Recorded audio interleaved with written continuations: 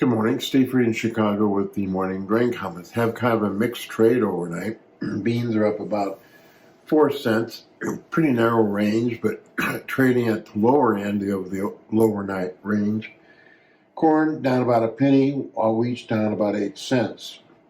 You look at it, stocks higher, the dollar's lower, crude's lower, and gold is lower. So you're seeing some kind of risk-off trade. First of all, there was not any long-range missile exchange between Russia and Ukraine over the weekend. There's also talk that Hezbollah and Israel may be close to some kind of ceasefire agreement. So taking a little bit of war premium off from Friday. We also note that Trump's appointee, the Treasury Secretary, mentioned that there will be a cut in taxes. There'll be some type of change in the economy, and that would probably suggest lower costs. And also, you're looking at the possibility of a lot of potential deregulation. So I think that companies and the stock market liked all those things that they heard from the appointee.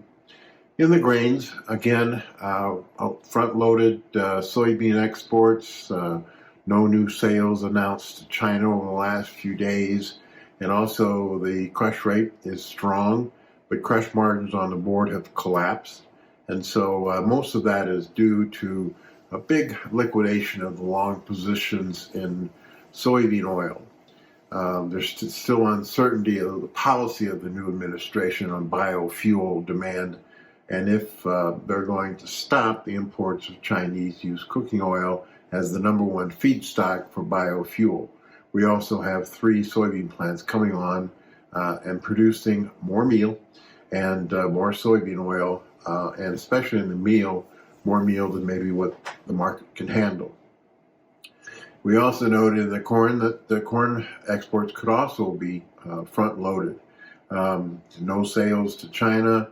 Mexico is the biggest buyer of our U.S. corn. We're not sure if there's going to be put any tariffs on certain items coming in from Mexico and whether that will slow their trade down. Looking at 2025, the Brazil and Argentina corn prices and Ukraine are cheaper than the U.S., so we could see a decline in U.S. Corn exports in 2025. And then if we have record South American bean and corn crops and even record U.S. crops in 2025, we'll have too much supply versus the demand, even if the demand is growing.